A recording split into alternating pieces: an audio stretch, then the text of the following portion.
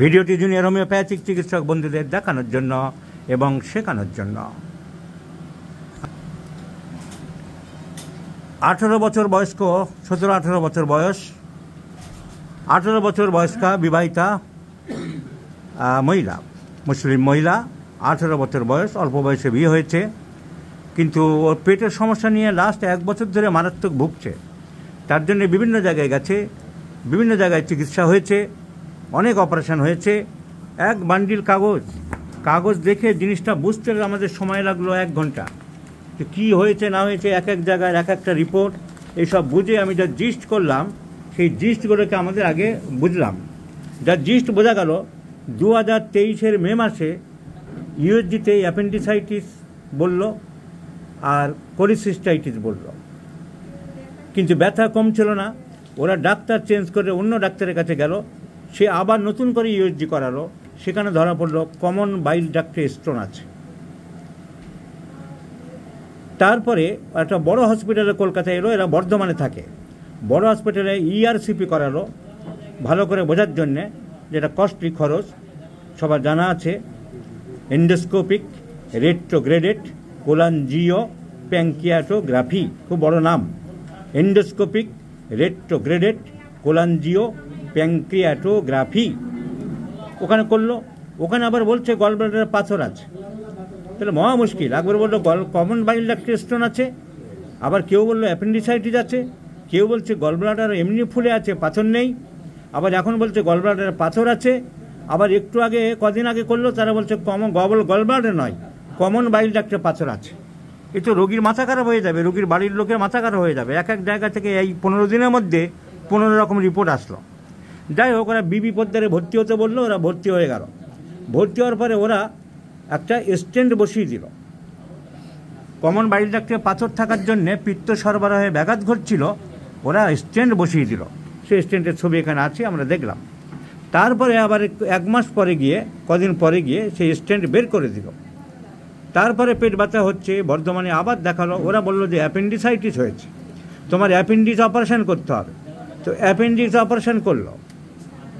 তারপর এর মাঝখানে আবার গল ব্লাডার স্টোনের জন্য ব্যথা আরম্ভ হলো। আগে গল ব্লাডার স্টোন ধরা পড়েছিল, আবার গল ব্লাডার অপারেশন হলো।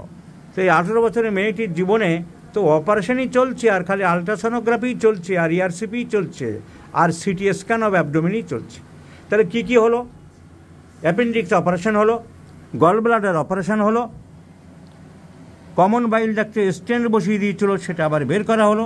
কিন্তু এখন আবার ওর এপিগ্যাস্ট্রিক পেন হচ্ছে, আবার উপর পেটে ব্যথা হচ্ছে। এই ব্যথার জন্য এখন আবার ডাক্তাররা বলছে তোমার প্যাঙ্ক্রিয়াসে ব্যথা হচ্ছে, প্যাঙ্ক্রিয়াস। এখন তো মহা সমস্যা। এখন প্যাঙ্ক্রিয়াসে ব্যথা হচ্ছে না কমন বাইল ডাক্টের সেই আবার স্টোন ফরমেশন হলো, আমরা বুঝতে পারছি না। কমন বাইল ডাক্টে তো ডিস্টারবেন্স ছিল, কমন বাইল ডাক্টে তো স্টোন আগে ছিল, তো সেইখানে স্টেনটা বের করার পরে আবার কিছু প্রবলেম হলো না প্যাঙ্ক্রিয়াসের ব্যথা হচ্ছে। আমরা অনুসন্ধান করার চেষ্টা করলাম, প্যাঙ্ক্রিয়াসের অন্যান্য সিমটম নেই, ও তীব্র ব্যথা পিঠের দিকে যাচ্ছে না। তো গলব্লাডারের কমন বাইল ডাক্টের স্টোন থাকার সম্ভাবনা হতে পারে। আমরা ট্রিটমেন্ট করছি, মাসখানেক পরে আবার ফ্রেশ একটা ভালো জায়গা থেকে আমরা সিটি স্ক্যান করাবো। সিটি স্ক্যান করানোর পরে রিপোর্টটা দেখলে আমরা বুঝতে পারবো যে ঠিক কী পজিশান আছে। তো এখন আমরা হোমিওপ্যাথিক চিকিৎসা আরম্ভ করব। আর খাবার দাবারের রেস্ট্রিকশান বলে দিতে হবে, প্যাঙ্ক্রিয়াসই হোক আর কমন বাইল ডাক্টে স্টোনই হোক, মাংস খাওয়া একেবারে বন্ধ। এগুলো অনেকে বলে দেয় না। মাংস, ডিম, দুধ তুমি খাবে না, মাংস, ডিম, দুধ, বিয়ে বাড়ির খাবার, নিমন্ত্রণ বাড়ি খাবে না। আগেই অ্যাডমিট করেছে, এসব আমি খাচ্ছি না স্যার, সব বন্ধই আছে। এখন হোমিওপ্যাথিক ওষুধ আমরা কী দেবো?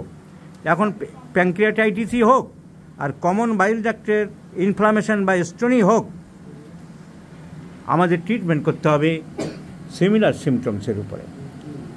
মেয়েটির শীত বেশি, চিলি পেশেন্ট, শীত বেশি, পাতে কাঁচা নুন খায়, আইসক্রিম পছন্দ করে, মিষ্টি অপছন্দ, মিষ্টি খুব একটা পছন্দ করে না, রাগ আছে মোটামুটি, দয়া মায়া বেশি, সিম্প্যাথেটিক।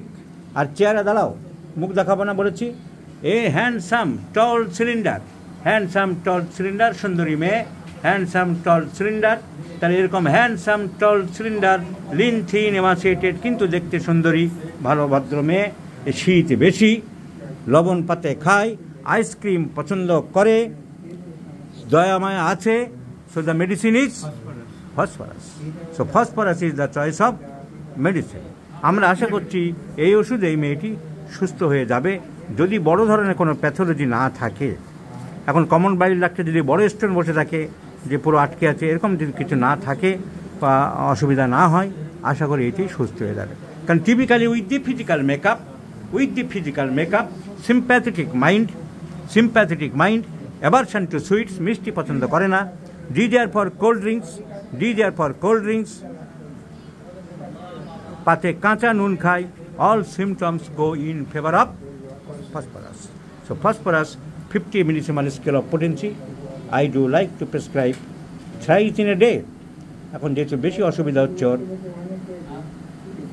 আশা করি যদি খুব বড় ধরনের প্রবলেম না, এতে এই মেয়েটি সুস্থ হয়ে যাবে।